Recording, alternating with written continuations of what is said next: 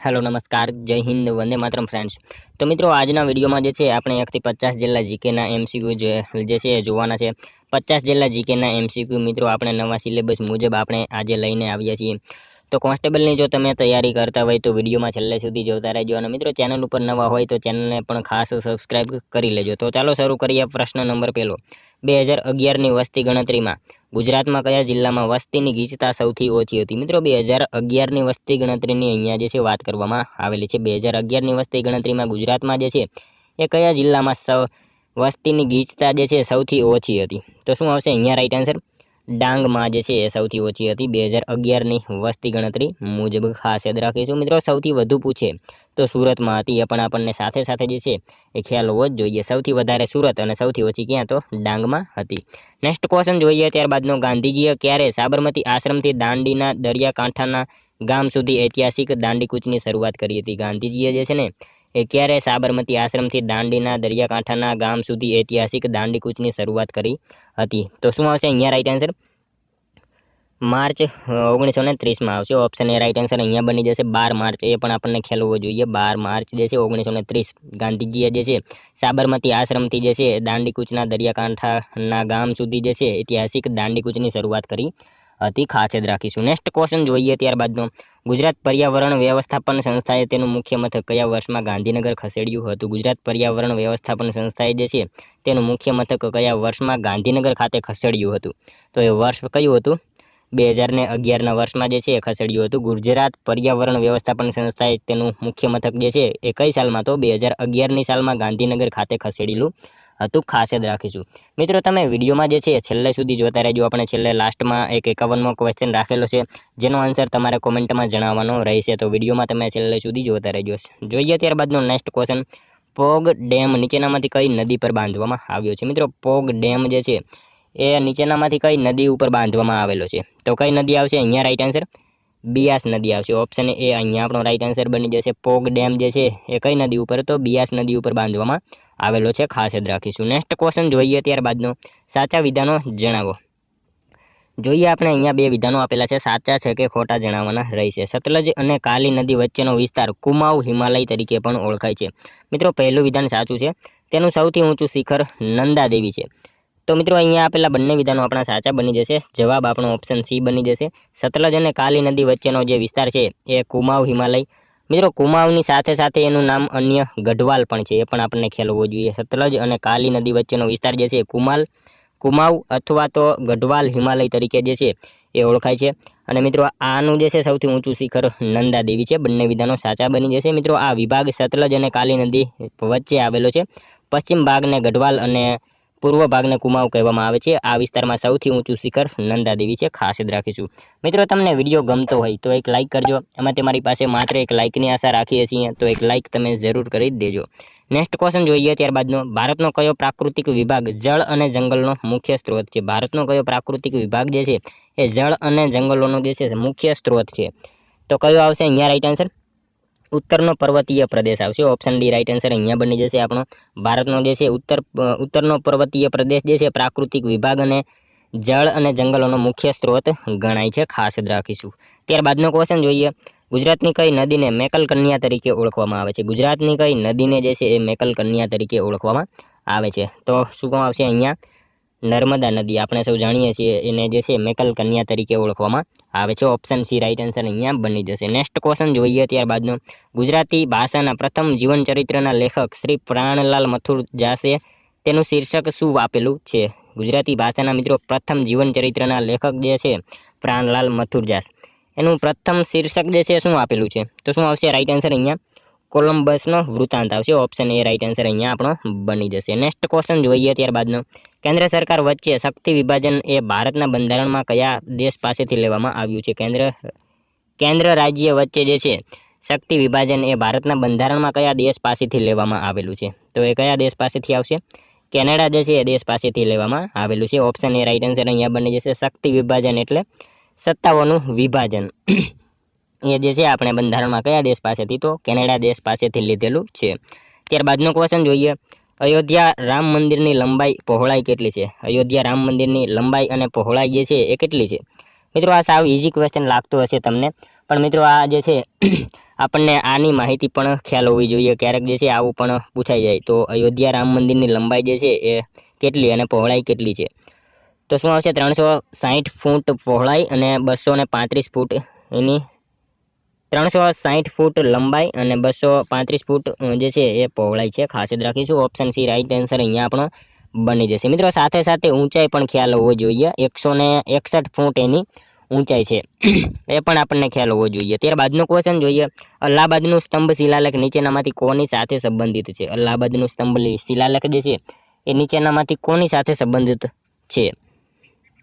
તો શું આવશે? સમુદ્રગુપ્ત આવશે. ઓપ્શન ડી અહીંયા રાઈટ આન્સર બની જશે. અલ્હાબાદનું સ્તંભ શિલાલેખ જે છે એ સમુદ્રગુપ્ત સાથે સંબંધિત છે. ખાસ યાદ રાખીશું. ત્યારબાદનો ક્વેશ્ચન જોઈએ, સિદ્ધરાજ ભીમદેવ અને કર્ણદેવ કયા વંશના રાજાઓ હતા? સિદ્ધરાજ, ભીમદેવ અને કર્ણદેવ આ જે છે ત્રણેય રાજા કયા વંશના રાજાઓ હતા? તો સોલંકી આવશે. ઓપ્શન બી રાઈટ આન્સર અહીંયા બની જશે. સિદ્ધરાજ, ભીમદેવ અને કર્ણદેવ આ ત્રણેય કયા? તો સોલંકી વંશના જે છે એ રાજાઓ હતા. ખાસ યાદ રાખજો. ત્યારબાદનો ક્વેશ્ચન જોઈએ, ખર્ચી પૂજા કયા રાજ્યનો તહેવાર છે? ખર્ચી પૂજા એક પ્રકારનો તહેવાર છે. આ જે છે તહેવાર એ કયા રાજ્યનો તહેવાર છે?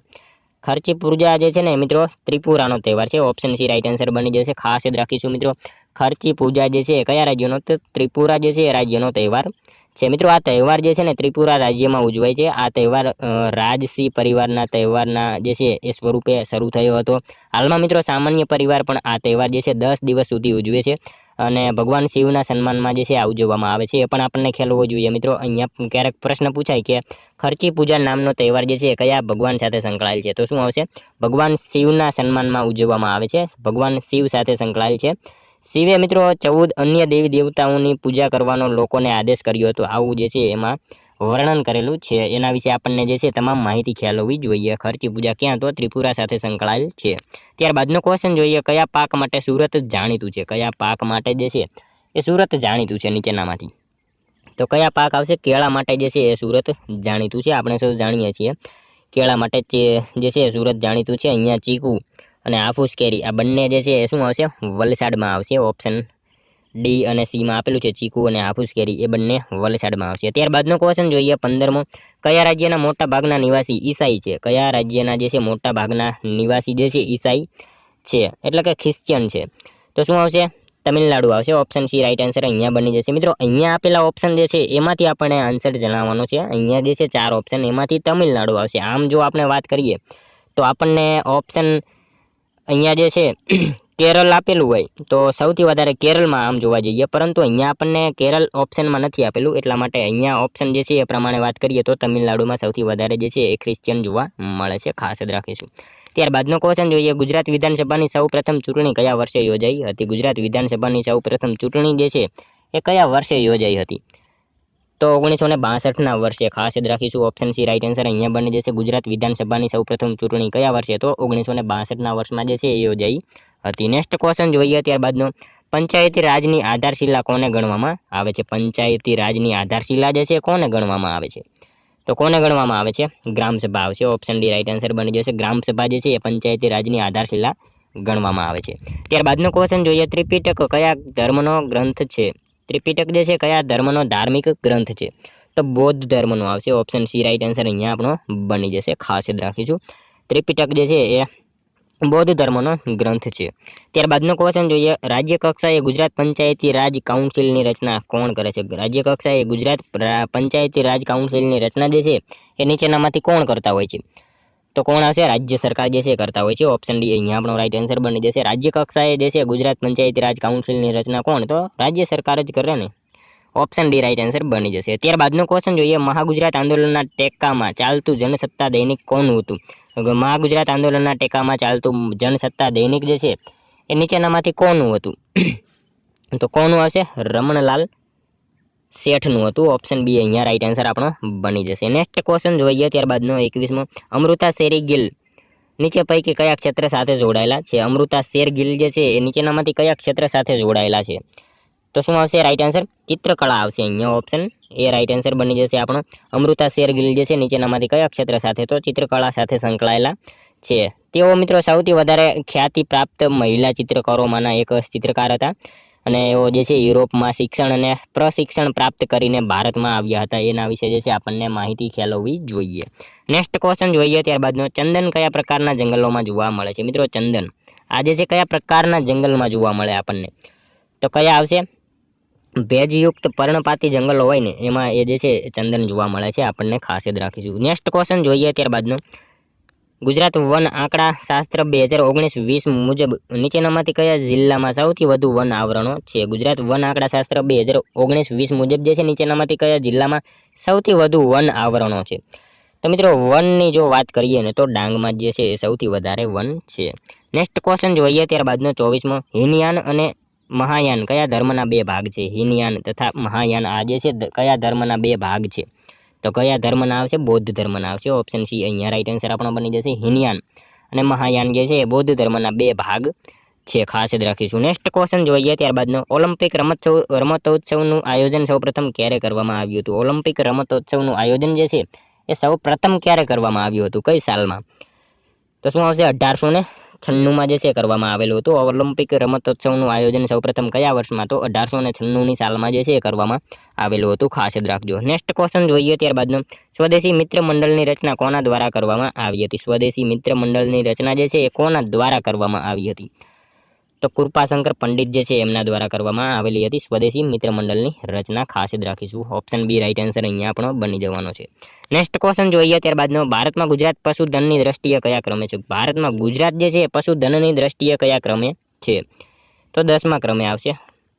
આપણું ગુજરાત જે છે ભારતમાં પશુધનની દ્રષ્ટિએ કયા ક્રમે? તો 10મા ક્રમે જોવા મળે છે. ત્યારબાદનો ક્વેશ્ચન જોઈએ, ન્યાય દર્શનના લેખક કોણ છે? ન્યાય દર્શન એના લેખક જે છે નીચેનામાંથી કોણ છે? તો ગૌતમ આવશે. ઓપ્શન એ રાઈટ આન્સર આપણો બની જશે. ન્યાય દર્શનના લેખક કોણ? તો ગૌતમ છે. નેક્સ્ટ ક્વેશ્ચન જોઈએ ત્યારબાદનો, ભારતના સંવિધાનમાં જાહેર આરોગ્ય અને સ્વચ્છતાનો સમાવેશ કઈ યાદીમાં થયો છે? ભારતના સંવિધાનમાં જાહેર આરોગ્ય અને સ્વચ્છતાનો સમાવેશ જે છે કઈ યાદીમાં થયેલો છે? તો રાજ્ય યાદીમાં થયેલો છે. ઓપ્શન એ રાઈટ આન્સર અહીંયા બની જશે. ભારતના સંવિધાનમાં જાહેર આરોગ્ય અને સ્વચ્છતાનો સમાવેશ કઈ યાદીમાં? તો રાજ્ય યાદીમાં એનો સમાવેશ થયેલો છે. ત્યારબાદનો ક્વેશ્ચન જોઈએ, સાચા વિધાનો જણાવો. મિત્રો અહીંયા આપેલા આ વિધાનો આપણે સાચા છે કે ખોટા એ જણાવવાનું રહેશે. જોઈએ આપણે વિધાનો. સુરતના કિલ્લાનું નિર્માણ સુલતાન મહંમદ ત્રીજાના તુર્કી સૈનિક ખુદાવંત ખાને કર્યું હતું. આ કિલ્લાની નજીક તાપી નદી આવેલી છે. જોઈએ મિત્રો આપણે બંને વિધાનો સાચા બની જશે. સુરતના કિલ્લાનું નિર્માણ જે છે ને એ સુલતાન મહંમદ ત્રીજાના તુર્કી સૈનિક જે છે ખુદાવંત ખાને કર્યું હતું, એ વિધાન સાચું છે. અને આ કિલ્લાની નજીક તાપી નદી આવેલી છે. બંને વિધાનો આપણા સાચા અહીંયા છે. મિત્રો કિલ્લાની નજીક પુલ પૂછે ને તો હોપ પુલ આવેલો છે, એના વિશે પણ આપણને ખ્યાલ હોવો જ જોઈએ. અને મુગલ કાળમાં જો વાત કરીએ તો મુગલ કાળમાં સુરત એક આંતરરાષ્ટ્રીય વેપારી બંદર હતું. વિદેશના વેપારીઓ વેપાર કરવા અહીં આવતા હતા. ઈસવીસન 1530-1531માં પોર્ટુગીઝ જે છે ચાંચિયાઓને સુરત પર આક્રમણ કર્યું ત્યારે ભારતના સુલતાન મહંમદ ત્રીજાએ જે છે સુરતમાં મજબૂત કિલ્લો બનાવ્યો હતો, આનો આદેશ આપ્યો હતો. અને મિત્રો આ કિલ્લાની નજીક તાપી નદી નીકળે છે, એ વિધાન સાચું છે. અને જેના ઉપર સૌપ્રથમ હોપ પુલનું નિર્માણ કરવામાં આવેલું છે, ખાસ યાદ રાખીશું. નેક્સ્ટ ક્વેશ્ચન જોઈએ ત્યારબાદનો, નીચેનામાંથી આસામમાં કયો તહેવાર પ્રસિદ્ધ છે? નીચેનામાંથી આસામમાં જે છે એ કયો પ્રસિદ્ધ તહેવાર છે? તો આસામમાં તો શું આવશે? બિહુ આવશે. ઓપ્શન બી રાઈટ આન્સર અહીંયા બની જશે. ત્યારબાદનો ક્વેશ્ચન જોઈએ, સૌપ્રથમ ક્રિકેટ વર્લ્ડ કપ વિજેતા કયો દેશ હતો? સૌપ્રથમ ક્રિકેટ વર્લ્ડ કપ વિજેતા જે છે એ કયો દેશ હતો? તો વેસ્ટ ઇન્ડિઝ આવશે. ઓપ્શન સી રાઈટ આન્સર અહીંયા આપણો બની જશે. સૌપ્રથમ ક્રિકેટ વર્લ્ડ કપ વિજેતા કયો દેશ? તો વેસ્ટ ઇન્ડિઝ હતું. ત્યારબાદનો ક્વેશ્ચન જોઈએ, તારાપોરની ટેકરીઓ કઈ ગિરિમાળામાં આવેલી છે? તારાપુરની ટેકરીઓ જે છે કઈ ગિરિમાળામાં આવેલી છે? તો કઈ ગિરિમાળા આવશે? પશ્ચિમ ઘાટમાં આવેલી છે. ઓપ્શન બી અહીંયા આપણો રાઈટ આન્સર બની જશે. મિત્રો અહીંયા વિડીયોમાં તમે છેલ્લે સુધી જોતા રહેજો અને છેલ્લે આ 50માંથી તમારા જે છે કેટલા સાચા પડે છે એ પણ મિત્રો તમારે કોમેન્ટમાં જણાવવાનું રહેશે. સાથે સાથે મિત્રો આપણે એક 51મો ક્વેશ્ચન રાખેલો છે, જેનો આન્સર જે છે એ પણ તમારે કોમેન્ટમાં જણાવવાનો રહેશે. જોઈએ ત્યારબાદનો નેક્સ્ટ ક્વેશ્ચન, હરેલા એ શું છે? હરેલા જે છે એ શું છે? તો શું આવશે અહીંયા રાઈટ આન્સર? હરેલા જે છે ને મિત્રો એક તહેવાર છે. ઓપ્શન એ રાઈટ આન્સર આપણો બની જશે. હરેલા એ જે છે એ તહેવાર છે અને ક્યાં મનાવવામાં આવે છે એ પણ આપણને ખ્યાલ હોવો જોઈએ. હરેલા તહેવાર જે છે એ ઉત્તરાખંડમાં મનાવવામાં આવે છે, ખાસ યાદ રાખીશું. ત્યારબાદનો ક્વેશ્ચન જોઈએ, પાર્લામેન્ટના બંને ગૃહોની સંયુક્ત બેઠકમાં પ્રમુખ સ્થાને કોણ બેસે છે? પાર્લામેન્ટના બંને ગૃહોની જે છે સંયુક્ત બેઠકમાં પ્રમુખ સ્થાને જે છે કોણ બેસે છે? તો કોણ બેસતું હોય છે એમાં રાઈટ આન્સર? લોકસભાના સ્પીકર બેસતા હોય છે। ઓપ્શન ડી રાઈટ આન્સર અહીંયા બની જશે। પાર્લામેન્ટના બંને ગૃહોની સંયુક્ત બેઠકમાં કોણ તો પ્રમુખ સ્થાને જે છે લોકસભાના સ્પીકર બેઠતા હોય છે। નેક્સ્ટ ક્વેશ્ચન જોઈએ ત્યારબાદનો, ગ્રામીણ સ્થાનિક સ્વરાજ્યની સંસ્થાઓ કઈ છે? ગ્રામીણ સ્થાનિક સ્વરાજ્યની સંસ્થાઓ જે છે એ નીચેનામાંથી કઈ છે? તો આ ત્રણેય આવશે, ગ્રામ પંચાયત, તાલુકા પંચાયત, જિલ્લા પંચાયત। આ ત્રણેય જે છે એ ગ્રામીણ સ્થાનિક સ્વરાજ્યની સંસ્થાઓ છે। ત્યારબાદનો ક્વેશ્ચન જોઈએ, પાટણના પટોળાનો સૌથી વધુ વિકાસ કયા સોલંકી રાજવીના સમયમાં થયો હતો? પાટણના પટોળાનો સૌથી વધારે વિકાસ કયા સોલંકી રાજવીના સમયમાં થયો હતો? તો કોણ આવશે રાઈટ આન્સર અહીંયા? કુમારપાળના જે છે સમયમાં થયો હતો। પાટણના પટોળાનો સૌથી વધુ વિકાસ જે છે એ કોના સમયમાં હતો? કુમારપાળના સમયમાં જે છે એ થયેલો હતો। મિત્રો, ગુજરાતમાં સોલંકી શાસક જે છે સિદ્ધરાજ જયસિંહના સમયમાં મારવાડથી સાળવી પરિવારોને જે છે રાજ્યશ્રેય આપીને પટોળાની શરૂઆત થઈ હતી, પરંતુ પટોળાનો સૌથી વધારે વિકાસ જે છે કુમારપાળના સમયમાં થયો હતો। આપણને એના વિશે ખ્યાલ હોવો જોઈએ।